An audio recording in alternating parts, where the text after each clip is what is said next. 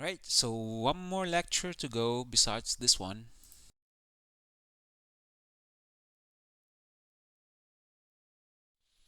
So in the previous video, we tackled the simple implementation of the ISA, of the MIPS ISA, and we call it a single cycle implementation because we decided that we want to fix the number of cycles to 1 for each and every instruction that is present in the ISA. And in order to make sure that it covers each and every instruction in the ISA, well, the whole approach was to go and figure out which one is the longest, the instruction that will take the most time to execute. And if we cover this one, this means that we're going to cover any other instruction in the ISA.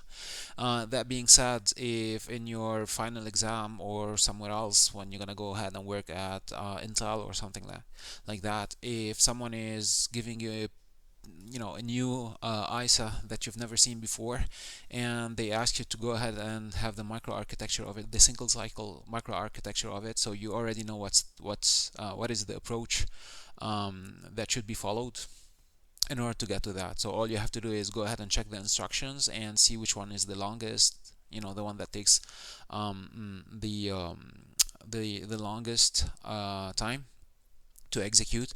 And this is highly correlated to the fact that the instruction can go through all the modules or most of the modules, the hardware modules that you have in your microarchitecture. So this is the approach to follow to go ahead and try to implement a single cycle microarchitecture for any ISA that exists out there, right? And of course, the different modules are there to make sure that the different steps in order to execute an instruction are happening, and the basic steps are naturally the fetch. So we're gonna go ahead and get the instructions from the storage, whatever that storage is, um, and then we're gonna go ahead and try to figure out what are the different orders that this instruction is trying to give to the computer, and finally go ahead and execute those instructions. So fetch, decode, execute. And in the case of MIPS, we've seen that we have different additional stages, which are the memory. So we're gonna go ahead and deal with the memory, and then we're gonna go ahead and write back to the what I like to call the register file. Fair enough. 5 stages. This doesn't mean that each and every microarchitecture slash ISA, the ISA related to it as well, is supporting that. We could have a microarchitecture with more stages, with less stages, but usually the normal, the classical ones are fetch, decode, and execute, and then we can have additional ones normally. Alright, so last time as well in the last video we talked about the different stages. So these are for MIPS, the fetch, decode, execute, memory, and write back, right? And I don't want to go through them again. And that was our full microarchitecture. So the single cycle implementation that we talked about, including here in blue in the middle, the control. The control unit and the ALU control unit, for instance, and the different control signals that you guys tackled on the what is it called, the quiz. Fair enough. In order to be able to route any of the instructions that could be read from the instruction memory, and hence any of the instructions that are defined in the ISA itself. Now the whole point of today's is how to go from this. So this is the full functional implementation, and it works perfectly. From a functional point of view, it has no problem at all. However, if you know me by now, you know that I really like performance. So basically, this is a functional one, but it's not a fast one. So I need to improve performance by improving the execution time. So by reducing the execution time of an instruction. And the approach that we're following in this course is to use pipelining. So we're gonna go ahead and try pipeline it, knowing the 5 stages of MIPS pipeline that we talked about. So we're gonna go ahead, and the exercise now is to go ahead and find out where to draw the lines that will separate the different pipeline stages. Fair enough. So where would the instruction fetch start and where would it end? The decode, the execution, the memory, and the write back. All right. So to give you a hint, I'm gonna go ahead and draw the first line. So the instruction fetching, so IF, well, I'm using the PC to go ahead and pick up my instruction to execute, and then it will advance, it will propagate forward from here. So what would be the very next stage? Naturally, it's the decode. So go ahead, pause the video and try to draw it yourself, and then compare your answer to what I'm going to explain right now. So yeah, so fetch, decoding. Where would the decoding stop? So basically, the decoding would stop anywhere before the ALU, because we all know that the ALU, this is where the operations happen, the arithmetic logical operation, right? So, and maybe right here, right before the ALU, and it is the case. And then the execution, naturally it involves the ALU, but it doesn't involve the memory. So basically anywhere before the memory it should stop.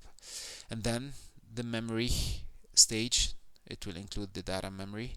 However, you're gonna notice that somewhere around here we're going back to the register file. So basically this could involve the write back. So anywhere before the mux right here, including, we're going to include the memory and the memory stage naturally, and then we're going to get to the write back. Fair enough? So these are the stages. Now the whole idea is, this is from a logical point of view. So what kind of hardware component should I use, instead of the lines here, to be able to spit out some things that I will propagate on each edge, on each tick, because each edge, the clock is, the system is edge triggered, so on each edge I can move things forward. So I need to put them somewhere and then get them from that place that I'm putting in them. So the best way to store data anywhere, the fastest way and the best way within the computer itself, could be the use of something that you're familiar with by now, some kind of storage unit. Fair enough? And we're gonna determine what is the fast. You already know from the memory hierarchy lecture which storage unit is the fastest. So this is what we're gonna tackle on the next slide. However, I need you to notice something here. What do you notice about the flow of information from one stage to another? So apparently we all start here, go here, go here, go here, go here. So it feels like we're always going from left to right. Fair enough? So this is the direction of the flow. This is true for everything but two things. In the write back stage, we notice that this one is coming back in time, right? So it's flowing from right to left this time. And same thing goes for the PC here, the value of the PC. So it feels like we'll have to go back in time. So remember, pipelining is all about trying to overlap some instructions with a little sliding window. So everything will move this way.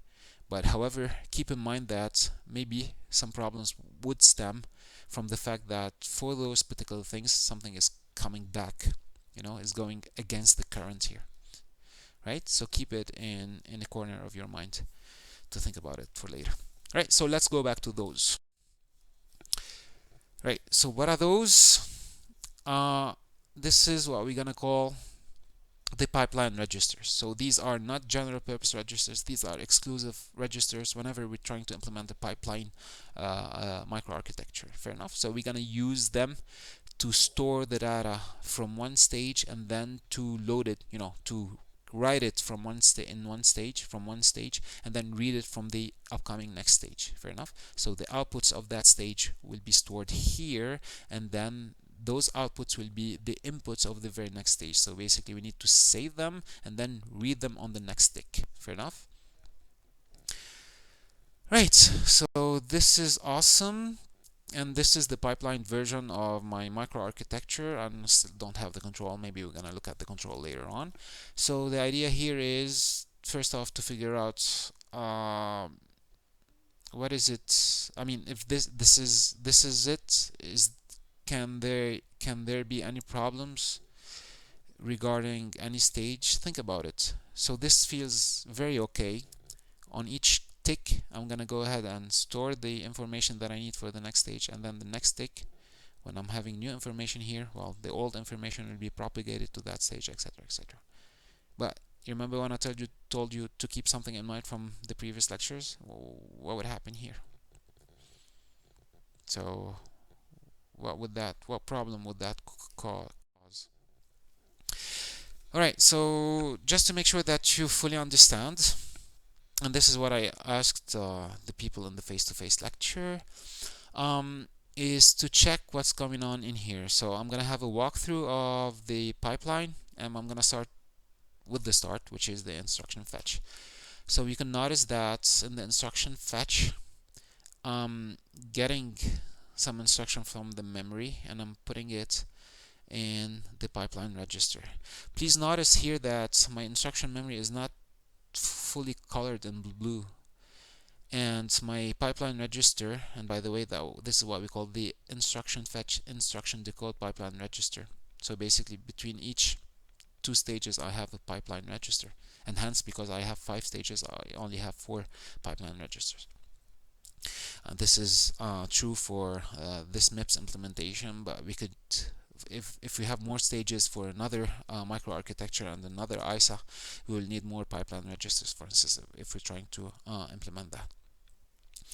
So back to the memory here, so you can notice that it's not fully colored, and same thing goes for the pipeline register here. So what's up with that? Why do we have this? Why don't we like fully color it as we fully colored the add, for instance, on the MUX? Well, if you remember from the previous video, we said that everything is edge triggered. So basically when we have a rising edge, we could do something, and then on the falling edge, we can do something else. So this means in one cycle, we can do 2 different things at the same time. So here it feels that we're getting something from the instruction memory. So we're reading from the instruction memory, and we're only writing to the pipeline register here. So this is why we're just coloring half of the component here. Fair enough? So this means that we're reading from the instruction memory in one of the edges, maybe the rising or the falling, it doesn't really matter for now. And here on the same edge, well, whatever we're reading, instantaneously we're putting it in, in the pipeline register here. So this means that on the other edge, whether it's the falling or the rising, I could do something else at the same time. I could do. It doesn't mean that I want to do. We'll see about that for later stages. Fetch. Next step would be whatever I've written here, I need to go ahead and read it and put it, check it from here. So let's see that. Perfect. So see, here you can see the reading. So it's the other half, for instance. And then whatever I read, right, I'm going to go ahead and use it from the register file. I'm going to spit out, the source registers, for instance, or the, the offset, if it's an instruction with an offset. So see, I'm not writing anything to the register file here. I'm just reading from it using whatever I got from the instruction. See, same goes for that particular pipeline. So whatever I read from here, I'm going to go ahead and write it here. So you can imagine what would be the next one. So I'm going to color this half, and then I'm going to get involved the ALU for the execution, right? Now the question is, should I only have colored the ALU? Can I do, something in the ALU only half? But no, wouldn't make any sense. So I'm going to use fully the ALU in the execution stage. So I'm reading whatever I've wrote before here, and then the result, I'm going to go ahead and write it in the very next pipeline register. So fetch, decode, execute. Then comes memory. Now the question is, should I fully color the memory? Which part of the memory? Would it be a reading from the memory? Would it be a reading from the memory, or would it be a writing to the memory? So what do you think? Take a second to think about it. Well, it will depend on the nature of the instruction that is dealing with the memory. If it's a load word, so I'll be reading something from the memory. And if it's a store word, it means that I'm going to store something to memory. I'm going to write something to memory. So the half that will be colored, it will depend on the nature of the instruction itself. So let's check an example. So here we notice that we're reading something from the memory. We're coloring this half. So what memory instruction is being in the memory stage right now? So if we're reading, this means that we're getting something from the memory, so we're loading a word. Right? What about that one? Well, this one feels like we're writing something to memory, so this has the feeling of a store word. Fair enough? And then the final stage, of course, is the write back. And you can notice whatever I got from here, I'm reading it, whether it's coming from this stage or from the memory, it doesn't really matter. It depends on the control signals that we talked about in the single cycle implementation. And see the beauty of that? Whatever I'm spitting out here, I'm going ahead and writing it to my register file because it's a write back. So see, now if my instruction, so instruction number 1 is writing back, instruction number 4, for instance, could be reading something at the same time from the register file. Because remember, we only covered that half. This is because of the rising and falling edge. So basically, we're edge triggered. So we can do two things at the same time, right? So this is how they coexist. So yeah, so let's imagine something here, keeping in mind what I told you to keep in mind before, the fact that we're going back in time here. So I'm writing back, and at the same time I have another instruction being here. What kind of problem could rise?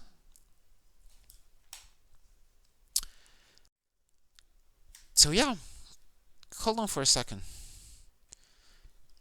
What would be the value of my write register? So if my instruction is, let's say, writing back to register T0, and the instruction that is being right now in the decode phase right here is asking to write back to register, let's say, S0.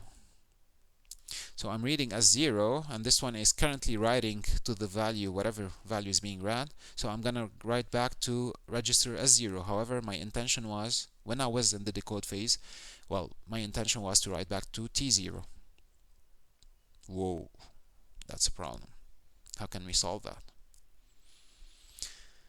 So the value of the current value of the write back register, the address to write back to, is dictated by the current instruction that is being in the decode phase, and not the previous instruction that is currently in the write back phase. And this is a problem, and I need to solve it right now. So how would I solve that? What element in my microarchitecture I can use to have some kind of information about the original value of my write back register, you know, the destination register. So let's see if my information, if the data and the information that I needed for the whole instructions are being propagated through the registers here. Why not use those registers as well to store the information about the destination register that I have, that I need, right? And propagate it with me. Just carry it around with me. So when it's my turn to write back, all I have to do is go ahead and update the value of my write back register, so the destination register. Wouldn't that mess up the value of the current instruction that is in the decode? Nope, because the current instruction will carry it as well with it all the way to the write back stage, and then it will update it. So we good. So this is the solution. The solution is to go ahead and carry the value of the destination register with me all the way to the write back stage, and then when it's my turn to write back, I'm gonna go ahead and update the destination register. So this is true for the first instruction, the second instruction will do the same, the third instruction will do the same. So the information about the destination register is always being carried with the instruction whenever I'm moving forward in my pipeline registers. Fair enough? So this is what we covered in the face-to-face lecture, and then we played a quick game in order to try and guess in which pipeline cycle we are. So let's consider that you have this program right here. So you can go ahead and pause the video and try to figure out what it does. I don't really care about that. I care about the number of instructions, and I'm gonna go ahead and try to find how many cycles am I supposed to finish up the execution of my instructions in a pipelined microarchitecture. So in a pipeline MIPS architecture, in order to find out, first off, naturally, learning what we've learned last time with the limitations of pipelining, we should study a little bit the instructions to find out if I have any kind of hazards. So could I have any control hazards here? So I don't see any branch instructions, so no room for control hazards.